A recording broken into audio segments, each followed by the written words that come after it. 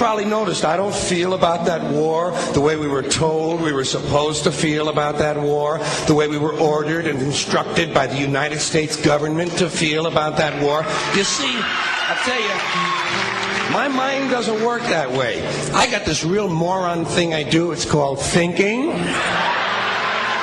And I'm not a very good American because I like to form my own opinions. I don't just roll over when I'm told to. Sad to say, most Americans just roll over on command. Not me. I have certain rules I live by. My first rule, I don't believe anything the government tells me. Nothing. Zero. Nope.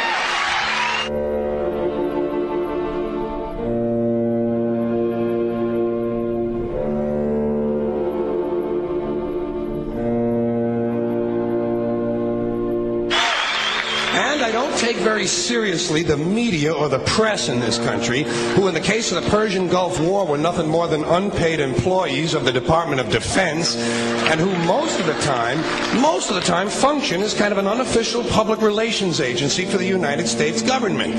So I don't listen to them. I don't really believe in my country. And I gotta tell you folks, I don't get all choked up about yellow ribbons and American flags. Now, to balance the scale, I'd like to talk about some things that bring us together. Things that point out our similarities instead of our differences. Because that's all you ever hear about in this country is our differences. That's all the media and the politicians are ever talking about, the things that separate us, things that make us different from one another. That's the way the ruling class operates in any society. They try to divide the rest of the people. They keep the lower and the middle classes fighting with each other so that they, the rich, can run off with all the fucking money. Fairly simple thing happens to work. You know, anything different, that's what they're going to talk about. Race, religion, ethnic and national background, jobs, income, education, social status, sexuality, anything you can do, keep us fighting with each other so that they can keep going to the bank. You know how I describe the economic and social classes in this country? The upper class keeps all of the money, pays none of the taxes. The middle class pays all of the taxes, does all of the work. The poor are there just to scare the shit out of the middle class. Keep them showing up at those jobs. Politicians know that word. They use it on you. Politicians have traditionally hidden behind three things: the flag, the Bible, and children. No child left behind. No child left behind. Oh, really? Well, it wasn't long ago you were talking about giving kids a head start. Head start, left behind? Someone's losing fucking ground here. But there's a reason. There's a reason. There's a reason for this. There's a reason education sucks, and it's the same reason that it will never, ever, ever be fixed. It's never going to get any better. Don't look for it. Be happy with what you got. Because the owners of this country don't want that. I'm talking about the real owners now. The big, the wealthy, the real owners, the big wealthy business interests that control things and make all the important decisions. Forget the politicians. They're irrelevant. The politicians are put there to give you the idea that you have freedom of choice. You don't. You have no choice. You have owners. They own you. They own everything. They own all the important land. They own and control the corporations. They've long since bought and paid for the Senate, the Congress, the state houses, the city halls. They got the judges in their back pockets, and they own all the big all the big media companies. So they control just about all of the news and information you get to hear. They got you by the balls. They spend billions of dollars every year lobbying to get what they want. Well, we know what they want. They want more for themselves and less for everybody else. But I'll tell you what they don't want. They don't want a population of citizens capable of critical thinking. They don't want well-informed, well-educated people capable of critical thinking. They're not interested in that. That doesn't help them.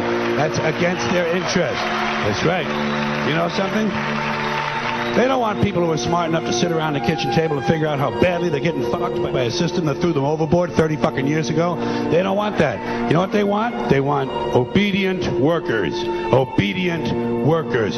People who are just smart enough to run the machines and do the paperwork, and just dumb enough to passively accept all these increasingly shittier jobs with the lower pay, the longer hours, the reduced benefits, the end of overtime, and the vanishing pension that disappears the minute you go to collect it. And now they're coming for your Social Social Security money. They want your fucking retirement money. They want it back so they can give it to their criminal friends on Wall Street. And you know something? They'll get it. They'll get it all from you sooner or later because they own this fucking place. It's a big club, and you ain't in it.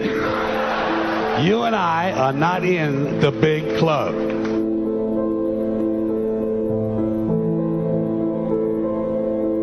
The greatest form of control is where you think you're free when you're being fundamentally manipulated and dictated to. One form of dictatorship is being in a prison cell and you can see the bars and touch them. The other one is sitting in a prison cell but you can't see the bar, you think you're free. What the human race is suffering from is mass hypnosis. We are being hypnotized by people like this. Newsreaders, politicians, teachers, lecturers.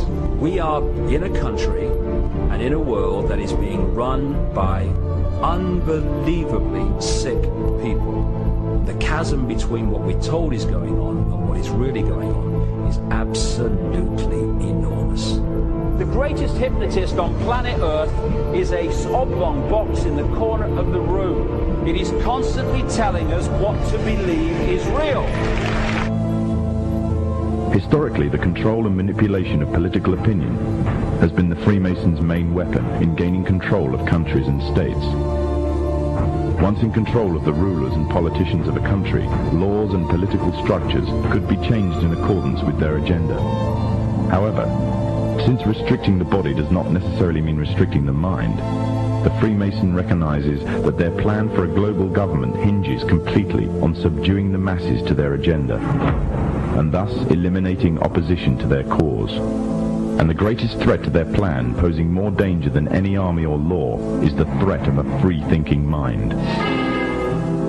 In order to eliminate this threat and to achieve their objective, the Masons have set about the boldest plan ever devised: the complete control of every aspect of human life, your life.